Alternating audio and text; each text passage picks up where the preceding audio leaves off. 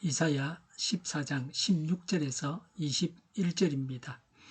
너를 보는 사람마다 한때 왕노릇하던 너를 두고 생각에 잠길 것이다.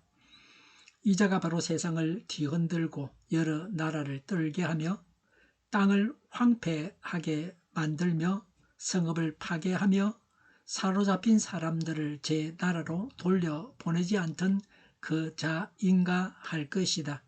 다른 나라의 왕들은 모두 화려한 무덤에 누워있는데 너는 무덤도 없이 오물처럼 버려져 칼에 찔려 죽은 군인들의 시체 더미 밑에 깔려있다가 지하 세계의 밑바닥으로 내려갈 것이다. 너의 시체를 사람들이 짓밟을 것이다. 내가 너의 나라를 황폐하게 하고 너의 백성을 죽였으니 너는 왕들과 함께 묻히지 못할 것이다. 너의 자손도 이 세상에서 살아남지 못할 것이다. 사람들아, 조상들의 죄를 물어야 하니 그 자손을 학살할 준비를 하여라. 그들이 일어나 땅을 차지하지 못하도록 막아라. 그들이 이 땅 위에 성읍의 기초를 놓지 못하도록 막아라. 아멘. 바벨론 왕이 죽어서 그 시신이 버려진 것을 보고서 사람들이 말하는 조소입니다. 오늘 본문은 바벨론 왕의 몰락을 통해 교만한 인간의 마지막이 어떠한지를 보여줍니다. 앞부분에서 바벨론 왕은 하늘에 올라 하나님과 같아지려 했던 자로 묘사됩니다. 그러나 오늘 우리가 읽은 16절 이하에서는 그가 결국 어떻게 되었는지를 보여줍니다. 16절에 너를 보는 사람마다 한때 왕 노릇하던 너를 두고 생각에 잠길 것이다 라고 했습니다. 사람들에게 많이 생각나게 하는 사람입니다. 한때 여러 나라를 두렵게 했던 왕이 이제는 구덩이에 던져져서 사람들의 구경거리가 됩니다. 그는 세상을 황폐하게 했고 포로를 놓아주지 않았고 자신의 권력으로 모든 것을 지배하려 했습니다. 그러나 하나님 앞에서 인간의 권세는 한순간이었습니다. 우리는 여기서 분명히 보게 됩니다. 세상이 두려워하는 사람이 아니라 하나님을 두려워하는 사람이 진짜 강한 사람입니다. 오늘날에도 마찬가지입니다. 권력, 돈, 명예가 영원할 것처럼 보이지만 하나님이 허락하지 아니하시면 한순간에 무너집니다. 법구경에 악의 열매가 있기 전에는 악한 사람도 복을 만난다. 그러나 그 악이 열매가 익을 때에는 악한 사람은 반드시 죄를 받는다고 했습니다. 악을 저지르면 그 당시에는 벌을 받지 않을 수 있지만 그러나 하나님께서 심판하시는 때가 되면 심판을 받게 됩니다. 바벨론 왕의 죄에 대해서 말씀합니다. 16절에 이자가 바로 세상을 뒤흔들고 여러 나라를 떨게 하며 17절에 땅을 황폐하게 만들며 성읍을 파괴하며 사로잡힌 사람들을 제 나라로 돌려보내지 않던 그 자 인가할 것이다 라고 했습니다. 유다왕 여호야긴이 37년간이나 포로 생활을 했습니다. 수많은 유다인들이 포로 생활을 했습니다. 옛날 중국 하나라에 걸이라는 왕이 있었습니다. 걸 왕은 포악했습니다. 죄인을 죽일 때는 장작을 쌓아놓고 그 위에 산채로 태워 죽였습니다. 그 죽어가는 모습을 즐기면서 구경할 만큼 잔인했습니다. 신하 중에 관용봉이 보다 못해서 걸 왕에게 말했습니다.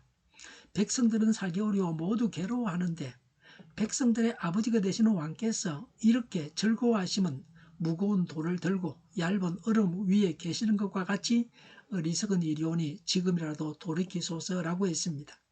그러나 그 왕은 충고를 무시했습니다. 더욱 강포해졌습니다. 술로 연못을 만들어가지고 매일 거기에 배를 띄워놓고 즐겼습니다.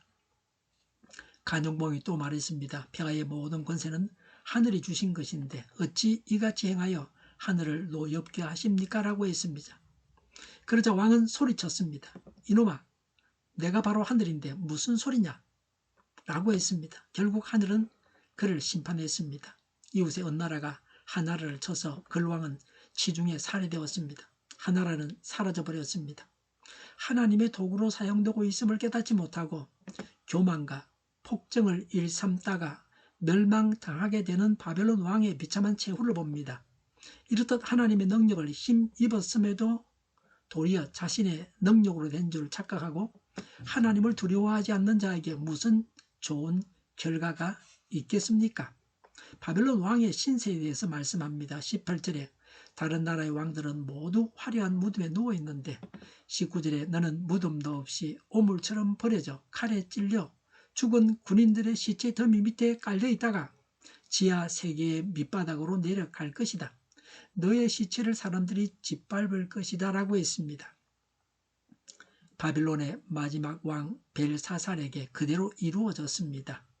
20절에 내가 너의 나라를 황폐하게 하고 너의 백성을 죽였으니 너는 왕들과 함께 묻히지도 못할 것이다.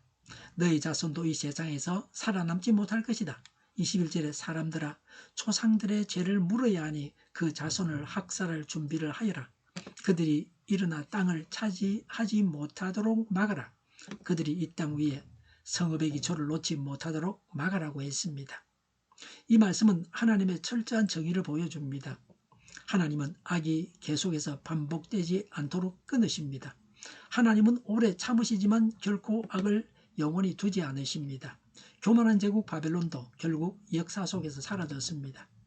인간의 나라는 지나가지만 하나님의 나라는 영원합니다. 바벨론 왕은 하나님같이 되려고 교만했습니다. 바벨론 왕조가 받을 심판이 다른 이방 민족의 왕조가 받은 것보다 더 극심한 것임을 대조적으로 보여줍니다. 바벨론 왕에 대한 심판이 그에게만 있었던 것이 아니라 그가 다스리는 모든 땅과 백성들 그리고 그 자손들에게까지 철저하게 임한다는 것입니다. 그런 예언입니다. 이는 하나님 앞에서 교만한 자는 절대로 용납하지 않으시겠다는 하나님의 거룩한 의지의 반영입니다. 바빌론에 대한 하나님의 심판의 도구로 사용된 자가 메대와 페르시아 군대입니다. 메대와 페르시아 군대로 바벨론 왕조가 다시 일어나지 못하게 톱을 하시겠다는 것입니다. 교만한 자는 그 교만을 자손들까지 본받아서 그 자손들까지 그 부모로 인해서 망합니다. 악인은 다시 회복되지 못합니다. 악인은 완전히 망합니다. 바울은 디모데에게 보내는 편지 디모데전서 3장 6절에서 감독의 자격을 논하면서 새로 입교한 자도 말지니 교만하여져서 마귀를 정죄하는 그 정죄에 빠질까 함이라라고 교만에 대해서 엄히 경계하였습니다. 마귀를 정죄하는 그 정죄는 최후의 심판 때에 하나님께서 마귀에게 선고하시고 집행하실 최후의 형벌입니다. 곧 교만한 자가 마귀가 자신을 위하여 예비된 불과 유황으로 가득한 못에 던져져서 세세토록 고통을 받아야 하는 것처럼 영원히 회복되지 못할 멸망을 당하게 될 것입니다. 그는 자기 나라를 망하게 했습니다. 자기 백성을 죽음으로 몰아넣었습니다. 자기 영광을 위해 백성을 희생시킨 지도자였습니다. 교만은 반드시 관계를 파괴합니다. 하나님과의 관계를 깨뜨리고 사람과의 관계를 깨뜨립니다. 결국 남는 것은 고통과 수치뿐입니다.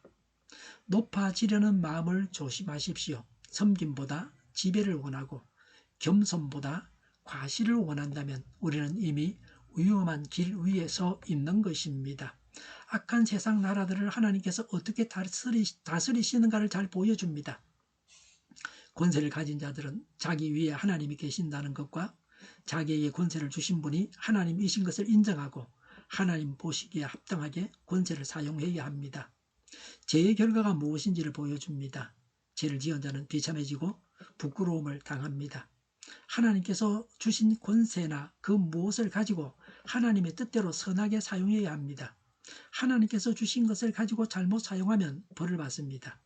이 말씀을 보면서 나는 왕이 아니니 그런 권세를 받지 않았으니 나와는 이 말씀이 상관이 없다고 해서는 안 됩니다. 마태복음 5장 22절에 자기 형제나 자매를 바보라고 하는 사람은 지옥 불에 던져진다고 하셨습니다. 입을 주신 하나님께서 합당하게 우리의 입을 사용하셔야 합니다. 하나님 앞에서 우리가 소유한 것을 바르게 사용해야 합니다. 교만은 반드시 무너집니다. 하나님 앞에서 겸손한 자만이 높아집니다. 하나님은 정의로 역사를 다스리십니다. 우리가 붙들어야 할 길은 높아지는 것이 아니라 낮아지는 길입니다. 예수님께서 자신을 낮추셨습니다. 그리고 하나님께서 예수님을 높이셨습니다. 사람들에게 크게 보이기보다 하나님 앞에서 바르게 서는 우리가 되어야 합니다. 그렇게 되시기를 축복합니다. 기도하겠습니다. 거룩하시고 정의로우신 하나님 아버지, 교만의 끝이 얼마나 비참한지 깨닫게 하시니 감사합니다. 세상의 힘과 성공이 영원할 것처럼 착각했던 저희의 어리석음을 용서하여 주시옵소서. 우리 안에 숨어있는 교만을 드러내 주시고 겸손한 마음을 허락하여 주옵소서.